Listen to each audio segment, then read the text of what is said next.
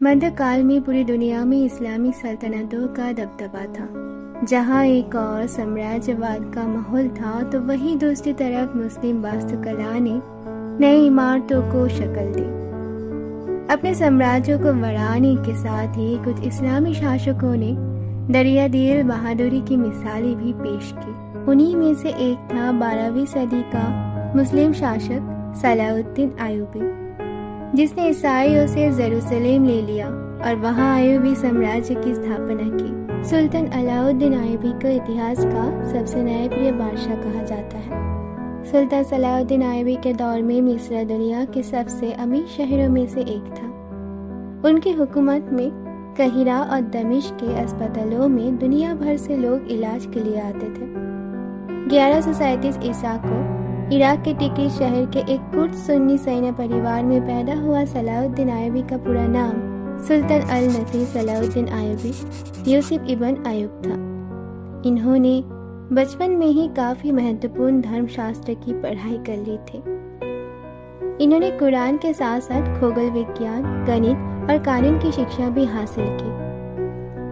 अपनी शिक्षा पूरी करने के बाद वो एक युवा सैनिक के तौर पर राज्य सेना में शामिल हो गए। सलाउद्दीन ने अपने चाचा असद अल-दीन सिखों के अधीन अपना सैन्य परीक्षण आरंभ कर दिया था। उस समय वो औसत जंगी साम्राज्य के सैन्य टुकड़ी के सेनापति थे।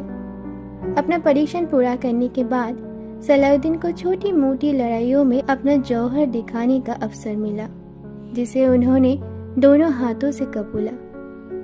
लड़ाई के दौरान सलाउद्दीन का प्रदर्शन काबिल तारीफ रहा, जिसकी बदौलत आगे चलकर उन्हें सेना के अभियानों में बड़ी जिम्मेदारी सौंपी गई थी। दोस्तों, क्या आप जानते हैं कि इराक में पैदा होने वाले सलाउद्दीन अय्यूबी ने ही बैतुल मुकद्दस को फतेह किया था।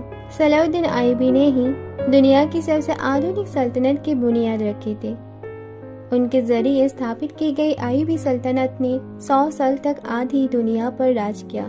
इस सल्तनत की सरहदें मिस्र से लेकर सीरिया, तुर्की, यमन, हिजाज और अफ्रीका तक फैली हुई थी। सलाउद्दीन अय्यूबी जिसने सबसे ज्यादा अस्पतालों और स्कूलों का निर्माण करवाया, उनके जरिए बनाए गए अस्पतालों में दुनिया के सबसे बेहतरीन डॉक्टर काम करते थे।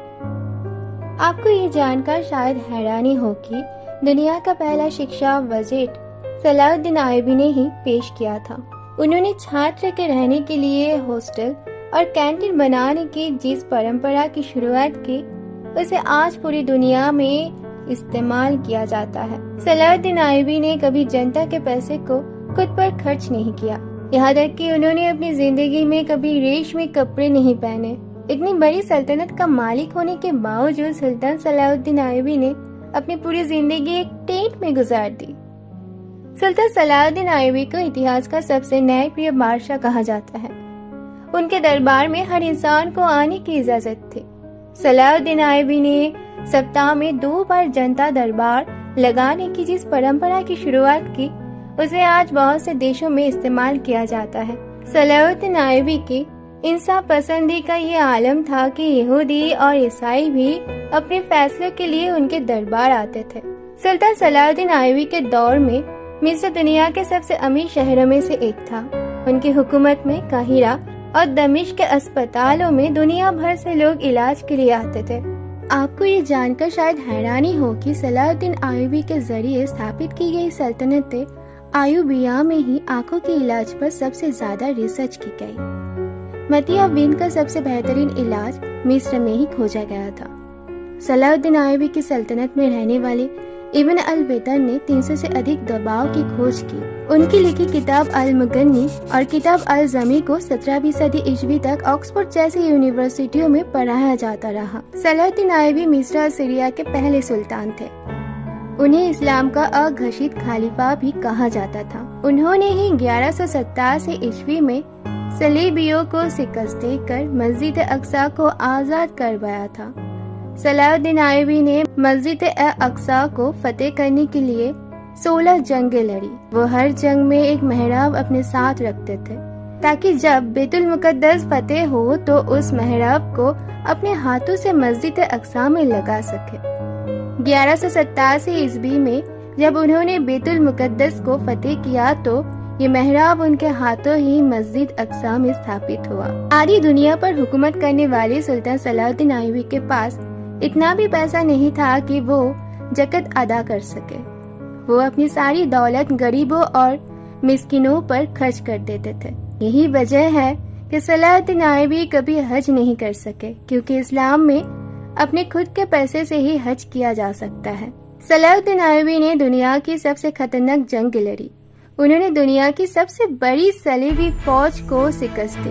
اس فوج کی طاقت کا اندازہ اسی بات سے لگایا جا سکتا ہے کہ اس میں دنیا بھر کے 6 لاکھ عیسائی شامل ہوئے تھے۔ یہاں تک کہ یہودیوں کا ایک بڑا گروہ بھی صلیبیوں کی مدد کر رہا تھا۔ صلاح الدین ایوبی شروعاتی دنوں میں نور الدین جنگی کے فوجی کمانڈر تھے، لیکن 1164 میں انہوں نے جب مصر کو فتح کیا تو نور الدین جنگی نے انہیں مصر کا شاشک بنا دیا، اور پھر صلاح الدین ایوبی کی سلطنت کا دائرہ پھیلتا ہی چلا گیا، یہاں تک کہ سعودی عرب سے لے کر عراق، شام، سودان، ترکی اور افریقہ تک کا پورا علاقہ صلاح الدین ایوبی کے قبضے میں آ گیا۔ سلطان صلاح الدین ایوبی نے صلیبیوں سے لگاتار 12 سال تک جنگیں لڑی۔ انہوں نے جنگ حطین میں اپنے 12,000 سپاہیوں کی مدد سے صلیبیوں کے 63,000 لشکر کو خاک میں ملا دیا۔ صلاح الدین کی انصاف پسندی کے دشمن بھی قائل تھے۔ انہوں نے بیت المقدس کو فتح کرتے ہی عیسائی اور یہودیوں کی معافی کا اعلان کر دیا تھا۔ انہوں نے عیسائیوں کو نہ صرف بیت المقدس کی زیارت کی اجازت دی، بلکہ ان کے لیے کھانے پینے اور رہنے تک کا انتظام کیا۔ صلاح الدین ایوبی کے اس اخلاق سے یہودی اور عیسائی اتنا پربھاوت ہوئے کہ انہوں نے اسلام قبول کر لیا۔ صلاح الدین ایوبی کے ہوتے ہوئے کسی بھی مسلمانوں کی طرف آنکھ اٹھانے کی ہمت نہ تھی۔ یروشلم کے بادشاہ کے بھائی نے جب مسلم حجیوں کے قافلوں کو لوٹا تو سلطان صلاح الدین ایوبی نے سرعام اس کا قتل کر دیا۔ بیت المقدس پر مسلمانوں نے 750 سال حکومت کی، لیکن 1948 میں امریکہ، برطن اور فرانس نے مل کر فلسطین میں ایک یہودی دیش اسرائیل کی استھاپنا کر دی اور بیت المقدس کے آدھے حصے پر یہودیوں نے قبضہ کر لیا۔ 1967 میں ہونے والی عرب اور اسرائیل جنگ میں باقی حصہ بھی یہودیوں کے قبضے میں چلا گیا۔ بیت المقدس مسلمانوں کا قبلہ اول تھا۔ مسلمان پہلے اسی کی طرف منہ کر کے نماز پڑھتے تھے۔